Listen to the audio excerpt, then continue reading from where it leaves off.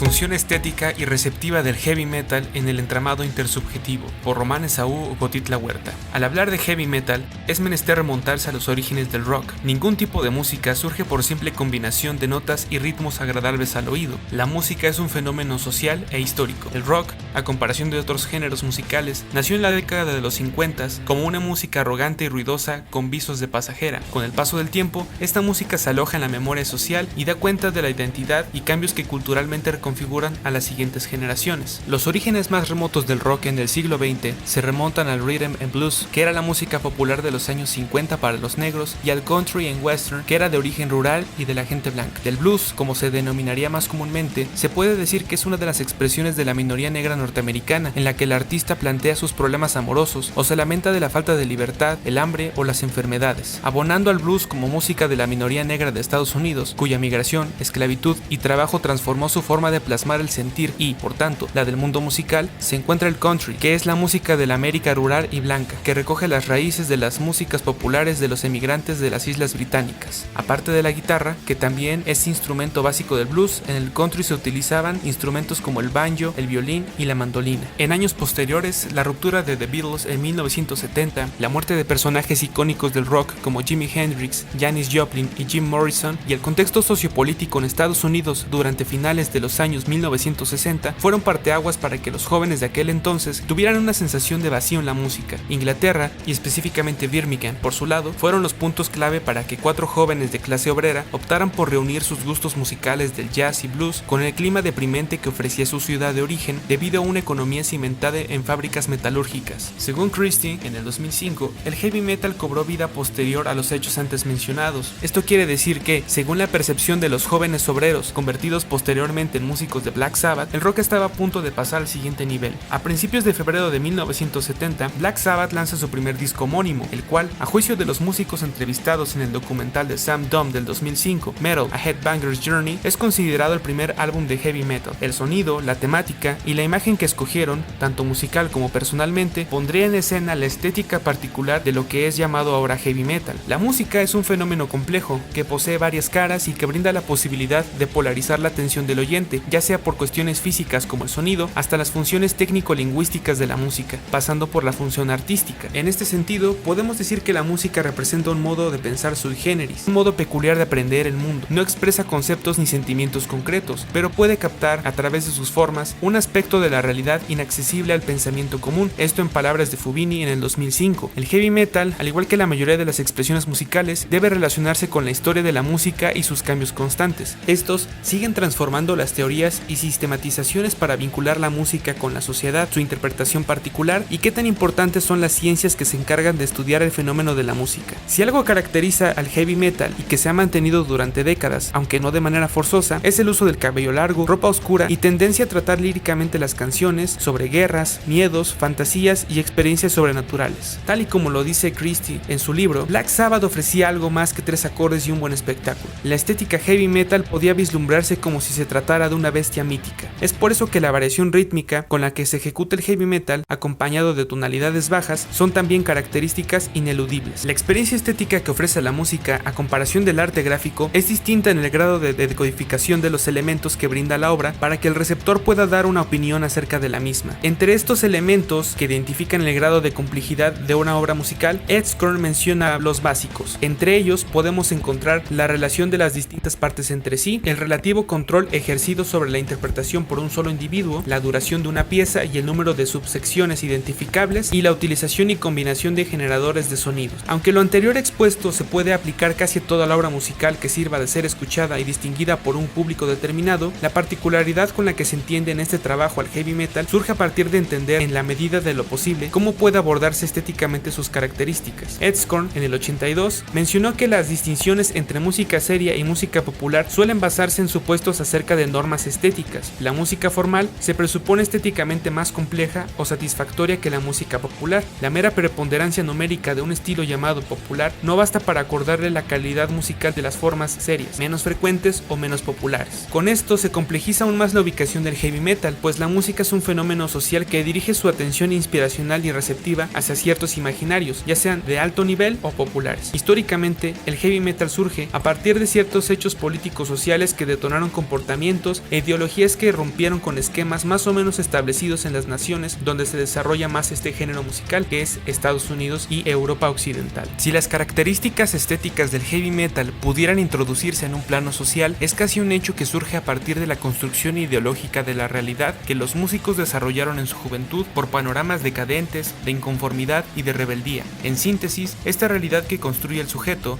llamado metalero, aunado a la idea de estética, genera una identidad particular, en donde el metalero se apropia de expresiones, gestos, colores y cosmovisiones del mundo, su mundo. En este trabajo se menciona el término artefacto, que es Jan Dová y Volek, y a través de Jan Mukarovsky, crítico literario, lo explican como una creación que representa un correlato en la conciencia del receptor. De este se genera una valoración estética, variable, dependiente de normas y valores sociales. Y entonces, ¿qué se puede definir como artefacto en el heavy metal? Una respuesta viable sería la música en sí, pero nos encontramos ante un problema que lleva décadas en discusión en el ámbito de la musicología y la sociología de la música. Martínez Ulloa en el 2010 plantea una idea de la pieza musical y que guarda relación con la materialidad del artefacto y su significación. Él menciona que la pieza musical es una cosa, un ente que preside las manifestaciones diversas de sí mismo, a sus representaciones, pero la obra debe ser otra cosa y no puede ser algo definido o una cosa, sino que es el ser de la pieza musical como ente. Actúa y está presente al momento de las ocurrencias concretas que manifiesta la pieza musical como entidad para los observadores, pero no es la pieza ni sus ocurrencias, es algo de otra naturaleza, es una potencia. En este sentido, la manifestación de la música y cómo la percibe cierto público, que en este caso llamamos metaleros, es lo que importa en este trabajo. Desde el instante en que la pieza musical se concibe como una estructura que construye una unidad significativa en la sonoridad de los instrumentos, hasta considerar qué es ameno y qué no lo es para crear un entramado intersubjetivo entre los metaleros. ¿Cómo podríamos pensar al heavy metal desde una estética musical y las múltiples manifestaciones de significados que los metaleros concretizan? Para ello, es necesario conceptualizar la intersubjetividad, al ser un término que refuerza la idea de recepción y estética del heavy metal. Desde un enfoque fenomenológico, los términos de intersubjetividad, realidad, subjetividad, interpretación y mundo de la vida forman parte de un problema de lo que está dado en el mundo y de lo que percibimos a través de los sentidos. Esto para definir nuestro actuar frente a aquello que, gracias a nuestras experiencias de vida, pueden relacionarse con otros fenómenos de la realidad o con otros sujetos sociales. Una de las formas de simplificar la interrelación entre subjetividad y recepción es que los humanos diariamente se entregan a extraños mundos ficticios y simbólicos con significados específicos compartidos con otros y que es posible poner de relieve. Aunque se puede pensar en esos extraños mundos ficticios como algo fuera de nuestra realidad, la intención de decir esto implica que las letras que el heavy metal trata en sus canciones son relatos llenos de símbolos y significados que se comparten entre los oyentes y en específico de los metaleros, que entre sí construyen un vínculo simbólico e identitario particular, una visión del mundo y sus formas de expresión. El heavy metal, a través de su artefacto y valoración estética, es capaz de brindarle al metalero una experiencia dentro de un marco posible de normas y valores estéticos. Con la ayuda de la sociología fenomenológica, se pueden abordar aquello externo a la música, el mundo y la realidad de cada sujeto. Para este caso, se puede hacer uso de la propuesta de Schutz, que habla acerca de la interpretación de los significados del mundo, aunque carece de énfasis en el sistema social y en las implicaciones políticas, geográficas e históricas. Esto es un punto en contra de la concepción de Schutz ante el abordaje de la recepción y lo estético en la intersubjetividad. Sin embargo, se puede rescatar este apartado recurriendo a Berger y Luckmann, ya que ellos conciben la realidad cotidiana como una realidad intersubjetiva y que es compartida. Todo ello a partir de la interacción social, y de ello se emana la sociología del conocimiento. Más allá de percibir la música a través de los sentidos, la interpretación, intención del mensaje y cómo se reflejan los significados y símbolos en la interacción social son los fenómenos que interesan en este apartado, pues se alejan de la idea individualista y ahistórica que estudios de distintos campos abordan para otros fines. Otro problema encontrado al abordar a Mukarovsky fue el difuso tratamiento de la comunicación como un proceso fundamental para interrelacionar lo estético del arte en la conciencia de los sujetos. Dicho esto, el lenguaje, al ser un sistema abstracto para construir el mundo, sirve como un medio para el artefacto del heavy metal hacia la colectividad social y subjetiva del metalero, aquella que se externa a través de interacciones y pensares diversos sobre el mundo. La música, y en específico el heavy metal, se vincula con el nivel de significación e interpretación de quien escuche este género o cualquier otro, de sus horizontes históricos y apreciación estética que le dé a cada pieza musical. Por lo tanto, el heavy metal no es música aislada de su artefacto ni de quien componga. La música, al ser un lenguaje, está hecho para transmitir sentidos y símbolos diversos al oyente.